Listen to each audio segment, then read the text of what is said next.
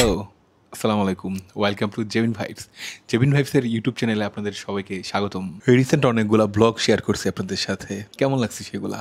কমেন্টে জানাবেন। তো সারাদিন অফিস করার পর স্বাভাবিকভাবে আপনারা একটু স্ট্রেস ফিল করেন, আমিও স্ট্রেস ফিল করি। মানে যে যেই কাজটাই করি, ব্যবসা-বাণিজ্য হোক বা যেটাই করি, একটু তো স্ট্রেস যায়। তারপর স্ট্রেস রিলিজ করতে হয়। তখন হয়তো একটু ভালো-মন্দ খাওয়া-দাওয়া, একটু চা খাওয়া, একটু ঘোরাঘুরি, একটু আড্ডা-আড্ডি এগুলো করলেই কিন্তু মোটামুটি যথেষ্ট শান্তি লাগে বা ভালো লাগে। তারপর ভালো একটা ঘুম দেওয়া যায়। তো চলেন আমার সাথে বাইরে একটু ঘোরাঘুরি করে আসি। একটা কোল্ড স্টার্ট দিই, ২ দিন পরে বের করতেছি। এদিকে কাকা দেখি নামাজে আছে, আমি গেটটা খুইল্লা ফেলি।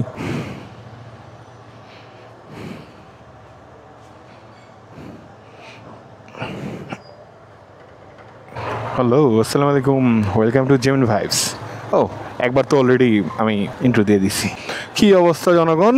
রাত ৯:৫৬ বাজে, আমি বের হয়ে গেছি। র্যান্ডম ঘোরাঘুরি করব আর আপনাদের সাথে রাতের একটা ভিউ শেয়ার করব। এটা হচ্ছে বিজয়নগর পানির ট্যাঙ্কির মোড়টা, মানে এটাই পানির ট্যাঙ্কি। আমি এখন কোন দিকে যাব? ইউটার্ন নিয়ে নিই,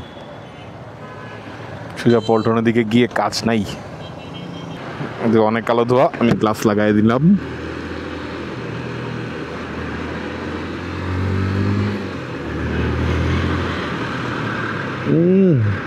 আগে গিয়ে কাজ নাই, প্রচুর ধুলা।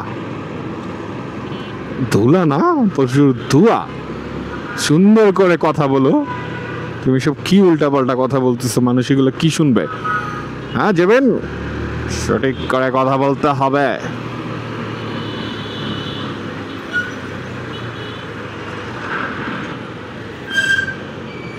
আরে আরে আরে, ভয়ানক না ব্যাপারটা?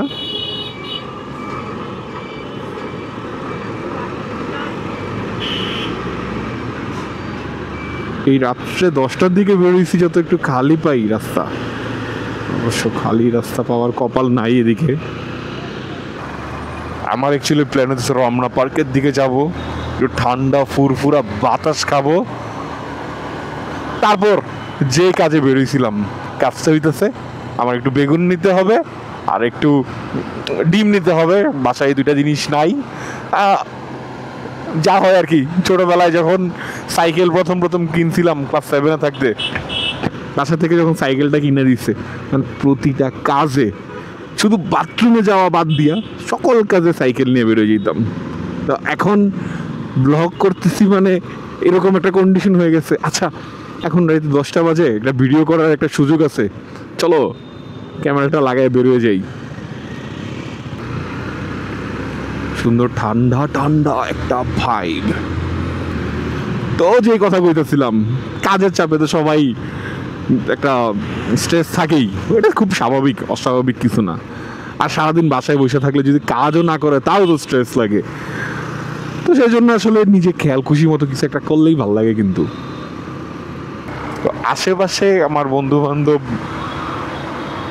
তেমন কেউ নাই। আশেপাশে বলতে মানে যে এলাকায় থাকি, আমার বন্ধু শামীম, স্কুল ফ্রেন্ড, সে পুরান ঢাকায় একটা জব নিছে। পুরান ঢাকায় গেলে হয়তো তার সাথে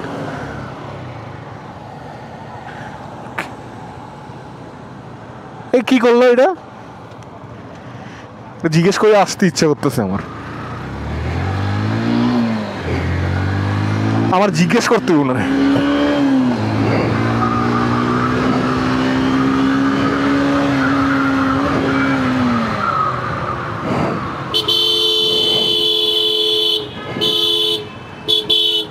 এক্সকিউজ মি ভাইয়া, আমি কোনো ভুল করছি? মানে আমি তো জাস্ট রাস্তাটা বেরোতেছিলাম, জিনিসটা কিন্তু সুন্দর হইল না। আমি তো রাস্তাটা তো বার হইতে হবে, তাই না? আপনি যে কাজটা করছেন খুব ডেঞ্জারাস কাজ করছেন। না না, শুধু তো লাগাই দিতে পারতেন আমারে। আমি যদি জোরে টান না দিতাম আপনি লাগাই দিতেন আমারে। মানে আপনার ইন্টেনশন মনে হচ্ছিল আপনার লাগাই দেওয়া, মানে সেটাই তো আমার কাছে মনে হচ্ছে। আপনার হয়তো ইন্টেনশন এরকম ছিল। রাস্তায় ব্লক করে দাঁড়িয়েছে, এটা কিরকম করতে? মানে এই ইউ টার্নে আমি ঘুরাইতে নিলাম, উনি আমার ধাক করে মানে লাগাই দিব এরকম অবস্থা। তখন তো বলেন, আমি থাকতে তখন বলেন না কেন? মানে আমার আমার একদম বড় লোক থাকতে একদম। মানে বড় গাড়ি নিলেই ভাই এরকম করবো আমি তো।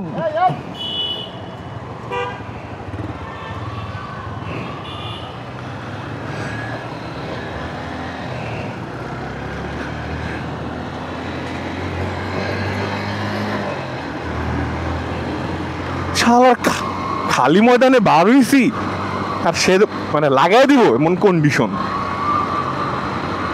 করে। ভুল করছি, আমার ফুটেজ ছিল তো।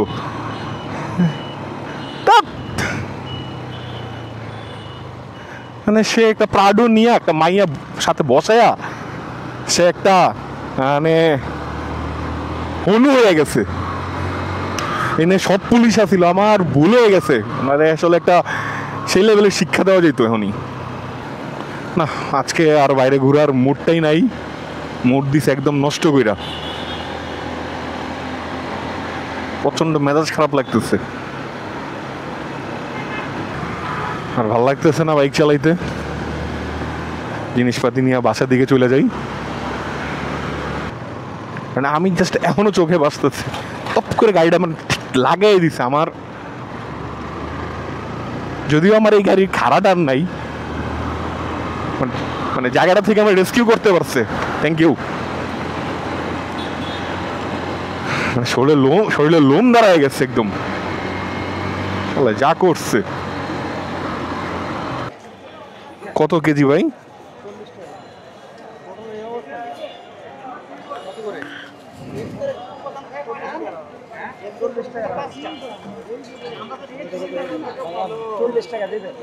চল্লিশ টাকা?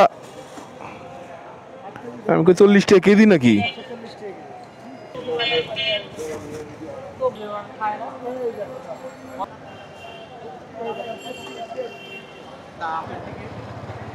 যাক, বাসার দিকে যাই। এরকম টাইমে বেরোলে আরো অনেক সাবধানে বেরোনো লাগবে, কারণ আগেও রাস্তা সেফ ছিল না, এখনো নাই, সামনেও থাকবে না। নিজের সুরক্ষা আসলে নিজেরই করা লাগবে। একটু আগে যে ফুটেজটা দেখলেন, ঢাকা শহরে বা যে কোনো শহরেই বাইক নিয়ে বেরোলে এগুলো হরহামেশাই ঘটে। আসলে নিজেদের কীভাবে কন্ট্রোল করা বুঝি না। হঠাৎ করে মাথাটা খুব গরম হয়ে গেছিলো, কিন্তু তারপর খুব চেষ্টা করছি কন্ট্রোল করার জন্য। আসলে যে কোনো একটা সিন ক্রিয়েট করা যেত। আর তখন আমি ভুলে গেছি আমার যে ক্যামেরাটা অন ছিল, আমি একদম ভুলে গেছিলাম। তারপর যখন ব্যাক করে আসতেছিলাম আবার ওই পাশ দিয়ে, তখন মনে হচ্ছে আরে আমার ক্যামেরা তো ফুল রেকর্ড চলতেছিল। মানে এই জিনিসটা ফার্স্ট অফ অল ভুলে গেছিলাম। তারপর মানে মেজাজটাকে কন্ট্রোল করার খুব চেষ্টা করছি। আসলে যাতা ব্যবহার তো করাই যায়, কিন্তু ওই যে অটো ড্রাইভারের মতো বা এরকম ব্যবহার তো আসলে সবসময় করা যায় না।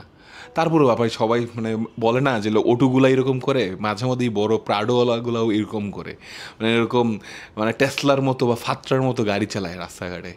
আসলে আপনারাও সাবধানে চালাবেন গাড়ি, আসলে বাইকাররাও সাবধানে চালানো উচিত। পরিশেষে আসলে সবার সেফটি সবার নিজের হাতে। সবাই চেষ্টা করবেন সাবধানে বাইক চালানোর জন্য বা গাড়ি চালানোর জন্য, বা হাঁটাহাঁটি করলেও রাস্তাঘাটে খুব সাবধানে চলাচল করার চেষ্টা করবেন। তো আজকের ভিডিও এ পর্যন্তই। আমার ইউটিউব চ্যানেলটাকে সাবস্ক্রাইব করে দিবেন, আর একটা লাইক দিয়ে দিবেন বা যে কোনো একটা কমেন্ট করে ফেলবেন। ধন্যবাদ।